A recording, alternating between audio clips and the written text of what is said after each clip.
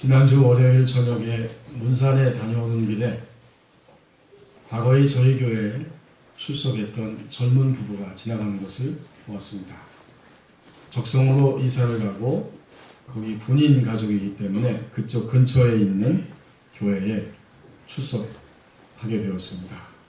수년 전에 우리 교회 부지에서 야외 예배를 드리고 남성교회에서 족구대회를 하는데 그때 그 남편은 족구를 하고 있었고 아내는 아이를 업고 있었던 기억이 스쳐 지나갑니다.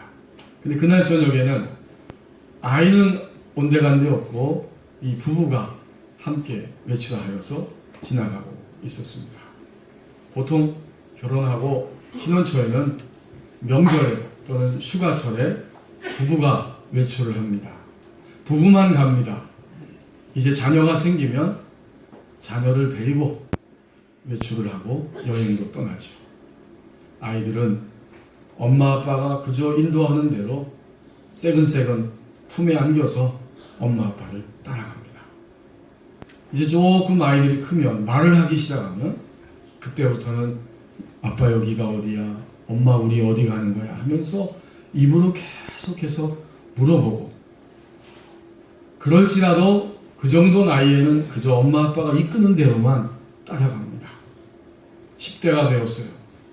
우리 여기도 지금 10대 학생들이 있는 것 같은데 10대가 되면 이제 부모님을 따라가는 그 자리에서 조금씩 벗어나서 자기의 친구들과 함께 시간을 보내기를 즐겨합니다. 드디어 20대가 되고 30대가 되면 이젠 자기의 책임, 또 자기가 결단하고 그 결단에 대해서 책임을 지면서 부모로부터 독립해서 살려고 하는 것이 우리 사람들의 모습입니다. 이때 중요한 것이 있습니다. 독립을 해서 살든지 아니면 이미 독립한 이러한 가정이든지 사실은 모든 인류에게 중요한 것이 하나 있습니다. 오늘 18절에서 이렇게 말씀합니다. 정령히 내 장래가 있겠고 내 소망이 끊어지지 아니하리라. 무엇이 중요한가 보았더니 우리가 어떤 시간대와 연령대를 살아가든지 각자는 다 자기의 눈에 지금 희망이 보여야 한다는 사실입니다. 지금 내가 이 시점에서 현재와 조금 앞을 내다볼 때 나에게 미래, 그리고 미래에 대한 소망이 보이는 것이 대단히 중요합니다. 100세 시대라고 오늘 많은 분들이 이야기합니다. 은퇴 이후에도 적어도 30년 이상을 살아가야 되는데 하루하루 전혀 소망이 보이지 않고 또 미래의 희망이 활짝 꽃을 피지 못하는 현실을 우리가 바라보고 경험할 때 우리는 점점 염려하는 그런 나락으로 떨어지고 맙니다. 제가 한 3년 전에 어떤 분을 서울에서 만났는데, 목사님, 제가 이제 나이 70인데 은퇴를 합니다. 그렇지만 지금은 100세 시대이기 때문에 저는 지금도 무엇이든지 맡겨주기만 하면 다 잘할 자신이 있습니다. 그렇게 이야기를 하셨어요. 근데 최근에 서울에 와서 제가 만나뵀더니 눈이 어두워지시고 또 몸도 약해지셔서 지팡이를 짚고 이렇게 다니시는 것을 보았습니다. 역시 인간은 아무도 오늘과 내일 장담할 수 없는 존재라고 하는 사실을 다시 한번 확인했습니다. 요즘 우리 한국 사회에 염려하는 사람들이 많이 있습니다. 하루도 빼놓지 않고 사건, 사고가 계속 일어나니까 이러다가 우리나라가 저 밑바닥 나락으로 뚝뚝뚝 떨어지는 것이 아닌가, 이런 염려를 많은 사람들이 하고 있습니다. 그리고 어떤 가정을 보아도 지금 오늘 우리 가정 너무나 감사합니다 라고 기뻐하고 감사하면서 이렇게 살아가는 가정을 결코 쉽게 찾아볼 수 없습니다. 여러분의 가정은 어떠신가요? 여러분의 가정은 현재 오늘과 내일에 대해서 기뻐하고 전적으로 감사하는 가정입니까? 아마도 그런 가정이 물론 있으시겠죠. 그러나 많은 사람들이, 더더욱 그리스도인의 가정도 관계가 틀어지고 깨져서 부서지고 있는데도 그것이 당신 탓이라고만 이야기하면서 점점 하나님 앞에서 진정한 감사와 진리를 아는 기쁨을 빼앗기고 사는 이런 모습을 많이 보고 있습니다. 그래서 사람들의 마음에는 염려가 있어요. 오늘을 염려합니다. 오늘을 염려하다 보니까 내일에 대해서도 염려하는 마음을 도저히 내려놓지 못하고 살아가는 경우가 많이 있습니다. 하나님 오늘 말씀하셨잖아요. 18절에서 분명히 말씀하십니다. 정령이 내 장래가 있겠고 소망이 끊어지지 아니하리라. 이렇게 주님은 말씀하시지만 우리의 속에서는 여전히 염려를 내려놓지 못하고 있습니다. 오늘의 인류는, 우리는 미래를 염려하며 사는 인생입니다. 이제 여러분 밑으로 내려와서 20절 말씀을 보십시오.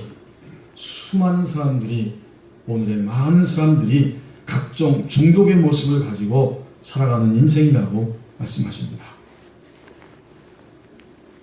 술을 즐겨하는 자들과 고기를 탐하는 자들과도 더불어 사귀지 말라. 미국의 경제 전문 CNBC라는 방송이 2012년에 그 전 2011년 한 해 동안 세계에서 어느 나라가 술을 가장 많이 마셨는가 하는 것을 조사해서 방송에서 15개국을 순서대로 발표한 일이 있습니다.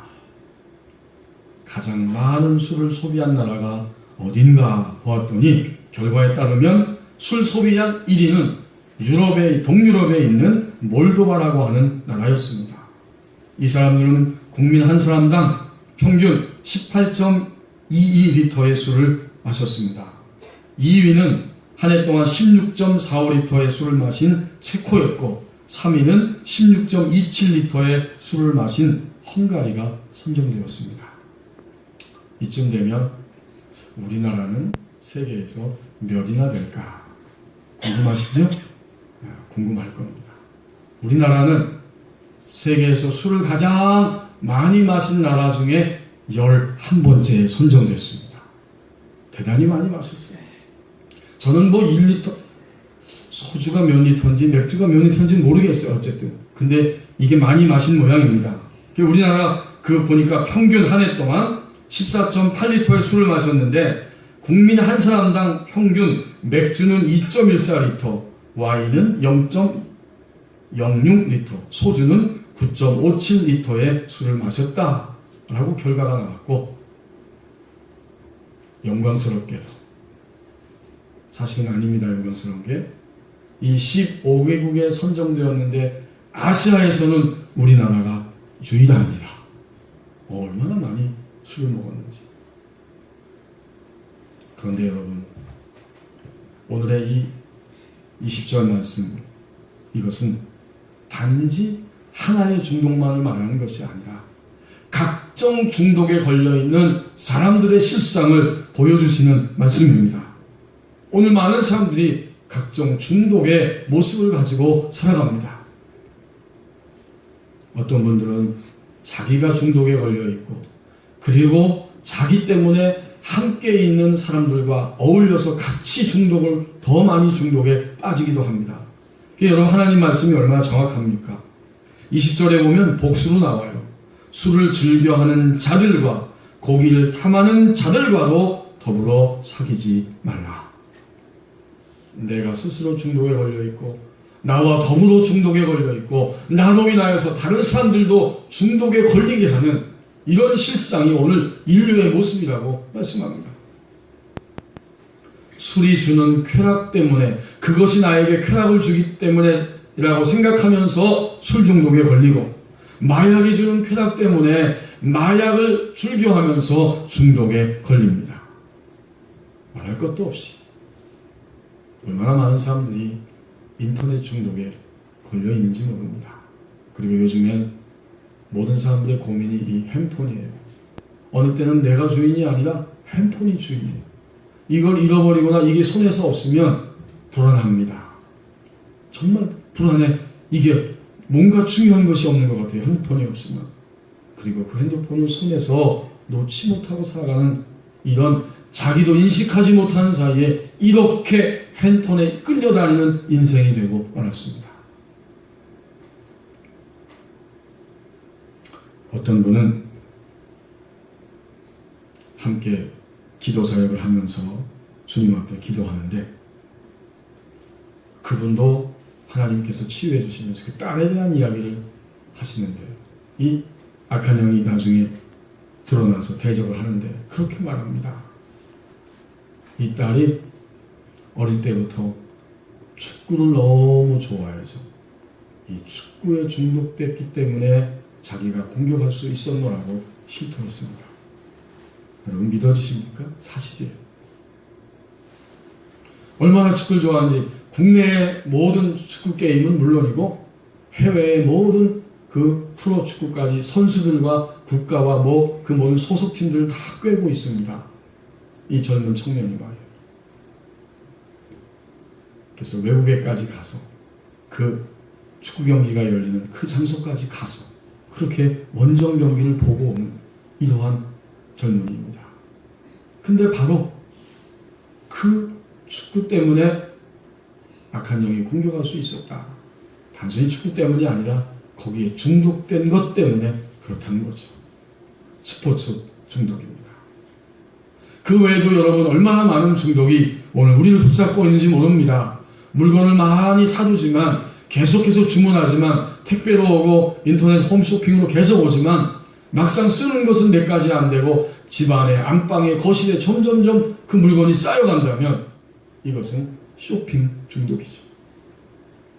이렇게 많은 중독이 우리도 모르는 사이에 나를 힘들게 하고 더더욱 악한 영들이 그것을 타고 우리를 그리스도인들을 공격한다는 심각한 사실을 우리는 인식할 수 있어야 됩니다.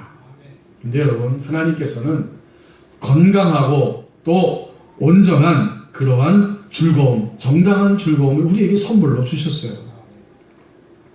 하나의 일례로 전도서 9장 9절 말씀해 보니까 내 헛된 평생의 모든 날 곧 하나님이 해 아래서 내게 주신 모든 헛된 날에 내가 사랑하는 아내와 함께 즐겁게 살지어다. 그것이 내가 평생의 해 아래서 수고하고 얻은 내 몫이니라. 이렇게 말씀하십니다. 정당하고 건강한 즐거움은 얼마든지 만끽하며 살도록 하나님 우리에게 다 축복해 주셨습니다. 그러나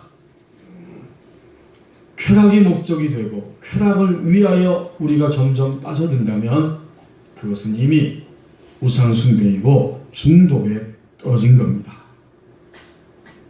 시간이 좀 여유 있고 돈이 좀 있는 분들은 자기의 가족을 다 운동과로, 운동고아로 만들어버린다는 이야기를 들었습니다. 골프에 푹 빠져가지고 어제도 오늘도 내일도 시간만 나면 골프채를 들고 골프장에 가니까 집안에 있는 아내는 운동가부가 되고 아이들은 운동고아가 된다. 그런 이야기였습니다. 여러분 중독은 치우치는 하나님을 옆으로 밀어놓고 한쪽으로 치우치는 것이 바로 그리스도인의 중독입니다. 하시림, 경건한 자들이라고 하는 뜻인데 이 하시림 공동체에 전해 내려오는 이야기가 있습니다. 바로 랍비 납달리의 이야기입니다. 이 납달리는 그가 사는 성읍이 있었는데 그 성읍 외곽에는 부자들이 큰 저택을 지어놓고 살고 있었습니다. 이 부자들은 사람들을 고용해서 밤이 되면 자기들의 재산을 지키게 합니다. 어느 날 밤늦게 이 랍비 납달리가 그 자기 마을 성읍을 둘러싸고 있는 큰 숲속을 거닐고 있었는데 저쪽에서 부자들이 고용한 그 술락꾼들이 경비를 하면서 왔다 갔다 하는 모습이 보였습니다. 그러다가 이 랍비와 딱 가까이서 만났어요. 랍비가 물어보았습니다. 누구를 위해 걷고 있어? 이 술락꾼은 손으로 자기가 지키는 그 집을 가리키면서 저는 바로 저 집을 위하여서 걷고 있습니다. 그리고 금방 물어보기를 그러면 랍비께서는 도대체 누구를 위하여 걷고 계십니까? 그런데 이 질문이 이 납달리 랍비의 마음을 화살과 같이 명중시키는 질문이 되었습니다. 그는 잠시 망설이다가 아직까지는 그 누구를 위해서도 걷고 있지 않소 라고 가까스로 대답을 했답니다. 두 사람은 말없이 한참 동안을 이리저리 왔다 갔다 하면서 거닐다가 마침내 오랜 침묵 후에 이 랍비가 말문을 열었습니다. 혹시 내 심부름꾼으로 일하고 싶지는 않소? 술락군이 대답하기를 제가 저 집과의 계약이 거의 다 만료되었습니다. 기꺼이 일하겠습니다. 그런데 선생님, 제가 할 일은 무엇입니까? 랍비 납달리가 대답합니다. 내가 누구를 위하여 걷고 있는 것인지 늘 나에게 기억시키는 일이요. 여러분, 그리스도인의 중독은 바로 이런 것입니다. 내가 누구에게 소속되어 있고 내가 지금 누구를 위하여 오늘 내게 주어진 인생을 살아가고 있는지 그것을 잃어버리고 망각시키게 만드는 것이 있다면 바로 그것이 중독입니다. 우리가 한쪽으로 치우쳐져서 바로 그것 때문에 한쪽으로 치우쳐져서 하나님을 예배하는 공동체의 자리에 하나님을 예배하고 함께 삶을 나누고 떡을 떼며 교제하는 진정한 그 소그룹의 자리에 있지 않을 때, 또 내가 도대체 누구를 위하여 무엇을 위하여 사는지를 망각해버리고 바로 그것 때문에 정신없이 떠밀려서 살아간다면 바로 그것이 우리에게 중독입니다. 21절 말씀을 보십시오. 각종 중독의 결과, 그 비참함을 우리에게 생생하게 말씀합니다. 술 취하고 음식을 탐하는 자는 가난하여질 것이요 잠자기를 즐겨하는 자는 헤어진 옷을 입을 것임이니라. 어떤 중독이든지 만약 그가 중독에 떨어졌다면 그 중독은 그 사람을 가난하게 하고 또 헤어진 옷을 입고 이렇게 살 수밖에 없는 비참한 결과를 그 사람에게 준다는 겁니다. 이게 중독의 결과예요. 제가 일전에 한번 말씀드렸죠.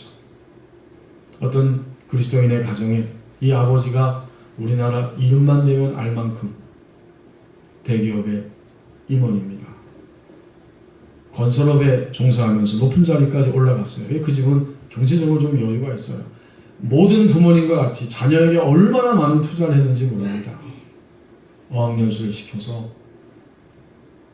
중고등학교 때 보면 제일 잘하는 과목이 영어입니다. 영어는 거의 만점이에요. 모든 면에서.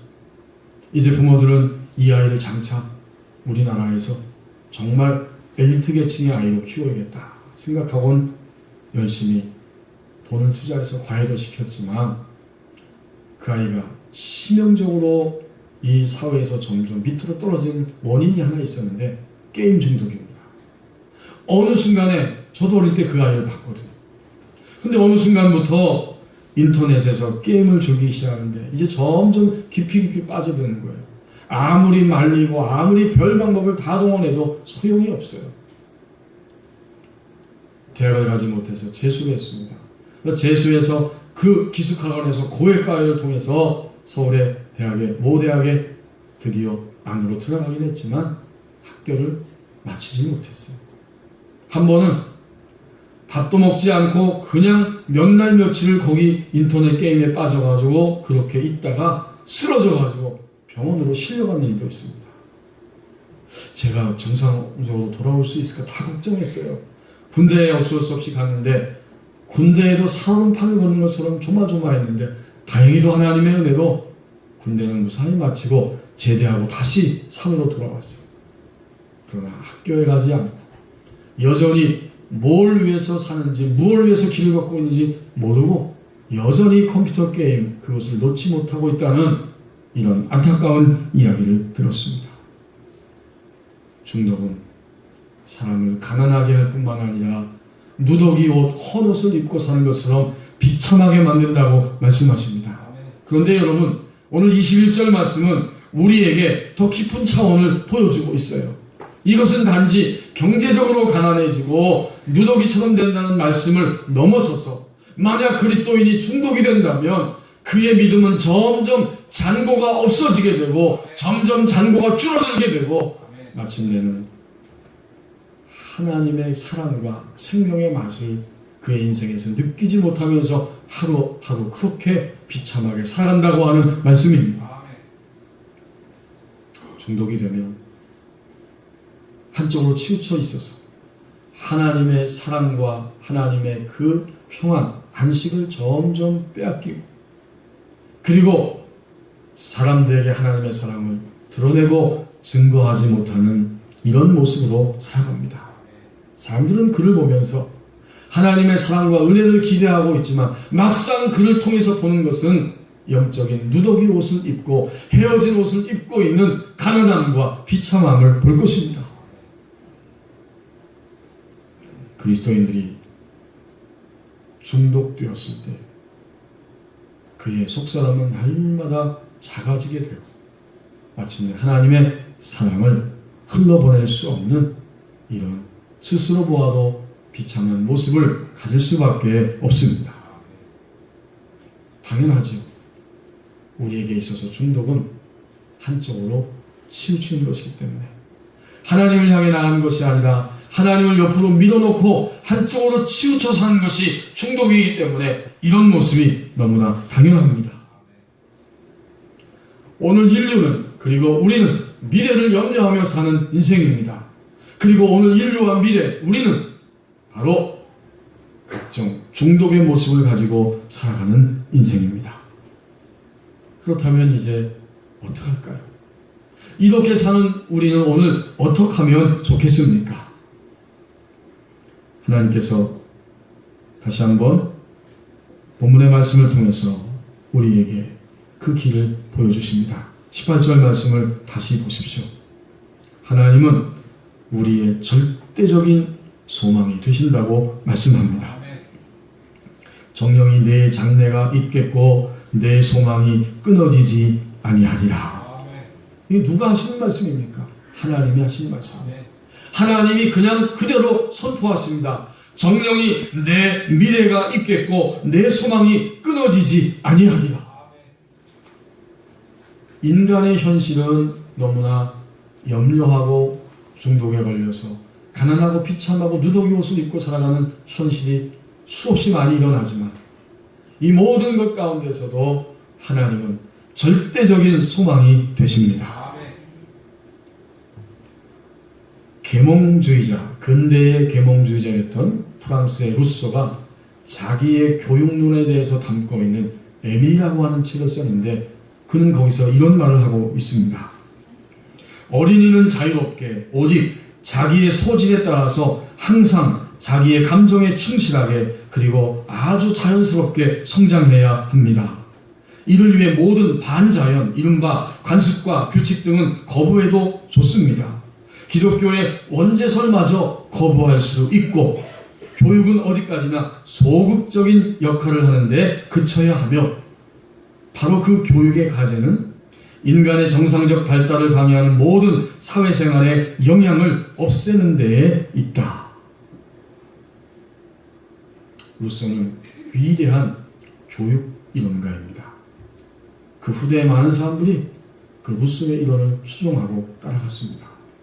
그런데 정작 이 루소는 어느 집에 하녀와 동거하기 시작했고 그 하녀 사이에 5명의 자녀들을 출산했는데 모든 5명의 아이들을 다 고아원으로 보내고 맙니다. 이유는 아이들이 너무 키우는데 보니까 시끄럽고 소란스럽고 또 경제적으로 양육비가 많이 든다고 하는 것이었습니다. 인간의 지혜, 인간의 영향력 이런 것들은 어느 정도는 우리에게 희망을 줄 수도 있지만, 그러나 하나님만이 우리의 절대적인 희망이 되십니다. 온 인류를 위해, 오늘 사는 우리를 위해 하나님만이 절대적인 희망입니다. 그래서 여러분 19절 말씀을 보십시오. 정녕 하나님만이 절대적인 희망이기 때문에 이제는 하나님의 인도를 따라가라고 말씀하십니다. 내 아들아, 너는 듣고 지혜를 얻어 내 마음을 바른 길로 인도할지니라. 요즘 어린이집에서 일어난 폭력 때문에 굉장히 국민들이 분노하고 아주 사람들이 아파하는 그런 시대에 살고 있습니다. 어떤 이유에서든지 그 폭력은 정당화될 수 없기 때문에 그러합니다. 만약 내가 폭력을 당하면 내 안에 분노가 쌓이게 되고 그 분노는 잠재되어 있다가 또 환경이 되면 분노 조절이 되지 않기 때문에 분노 조절 장애 때문에 반드시 똑같은 폭력을 행사하게 되지요. 이것이 폭력, 분노의 이 시스템입니다. 분노 조절이 안 되는 거예요. 그래서 오늘 마음을 다스리라는 말씀이 19절에 나옵니다. 내 마음을 바른 길로 인도할지니라. 마음에서 분노가 일어나고 마음에서부터 온갖 유혹과 생각들이 일어나기 때문에 마음을 다스려야 된다. 그리고 그 마음을 물건을 올려놓듯이 정로로 갈 수 있게 바른 길 위에 딱 마음을 올려놔야 그때부터 바른 길로 갈 수 있다고 말씀합니다. 미래를 염려하면서 사는 마음, 각종 중독에 치우쳐 사는 우리의 마음, 이것을 정말 다스리고 바른 길로 갈 수 있도록, 정로로 갈 수 있도록 마음을 올려놓는 것, 이것은 인간의 힘으로 불가능합니다. 그래서 19절 앞부분에 전제된 말씀이 나오는 거예요. 어떻게 됩니까? 내 아들아, 너는 듣고. 그렇죠. 하나님의 들려주시는 말씀을 먼저 듣는 것입니다. 여러분이 성경도 읽으시고요, 큐티도 하시고요, 묵상도 하시고, 예배를 통해서 하나님이 강단을 통해 흘러보내는 말씀 들었고, 개인적으로 말씀 읽고, 우리 하루의 매일매일의 생활에서 우리는 내 내면과 또 주변의 소리가 아니라 하나님이 지금 우리의 현실에 대해서 반드시 말씀해 주시는데 그 말씀을 먼저 들어야 합니다. 그래서 너는 듣고 그 다음에 지혜를 얻어라.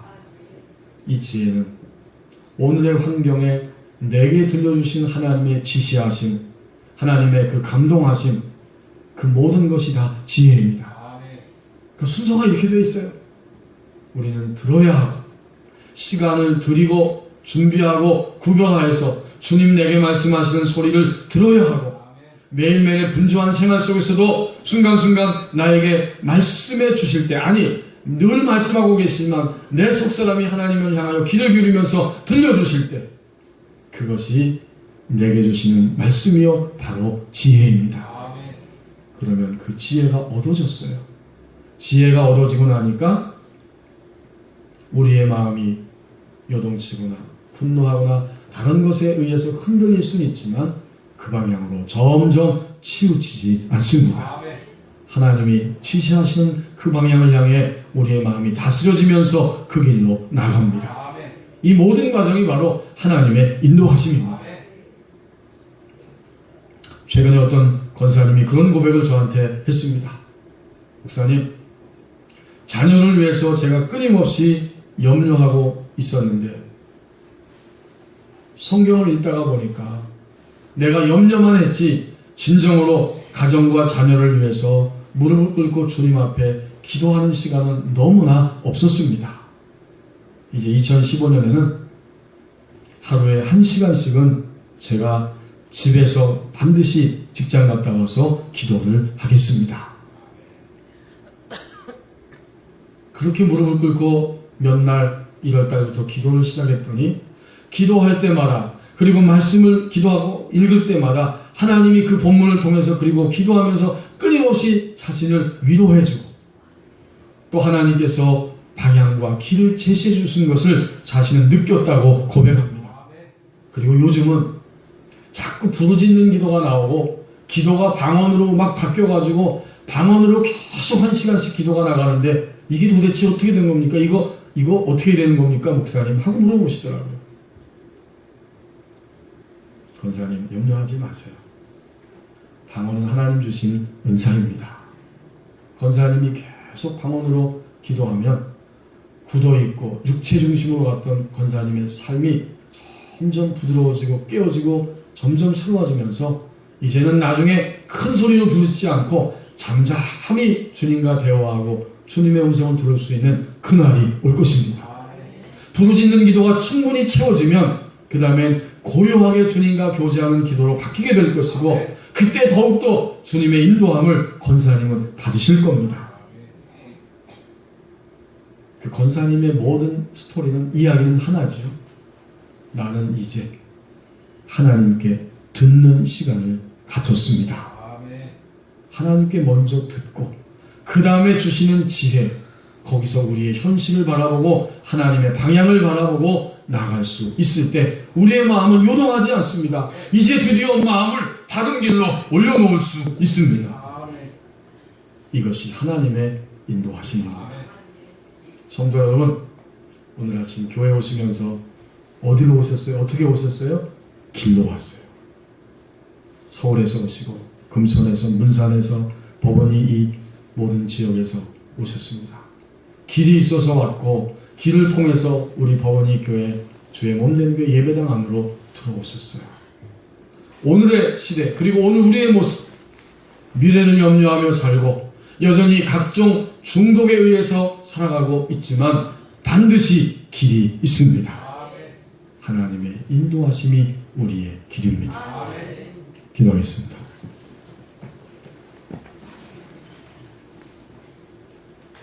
하나님 아버지, 우리는 어제도 염려하였고 오늘도 염려하다 보니 내일에 대해서도 마음이 편치 않고 염려의 마음을 내려놓지 못하고 살아갔습니다. 그렇게 살아갑니다. 또한 각종 중독에 의해서 나는 아니라고 하지만 여러 가지로 치우쳐져서 하나님을 향해 나가지 못하고 그렇게 흘러보내는 육신적인 시간과 삶이 얼마나 많은지 모릅니다. 이제 이렇게 사는 우리를 향해 절대적 소망과 희망이 되신다고 말씀하시니 진정으로 감사를 드립니다. 눈을 들어 절대적 희망 되시는 하나님을 보게 하여 주옵소서. 너는 듣고 지혜를 얻어 내 마음을 바른 길로 인도할지니라. 하나님께 들음으로 오늘의 현실 가운데 하나님 말씀하시는 방향이 반드시 있는데 그것을 듣고 그 방향으로 달려가기 때문에 이제 우리의 마음을 다스리는 자들이 다 되게 하여 주옵소서. 그래서 마침내 하나님의 인도를 따라 이렇게 걸어갈 수 있었다고 증거하고 고백하고 간증하는 우리의 삶이 되게 하여 주옵소서.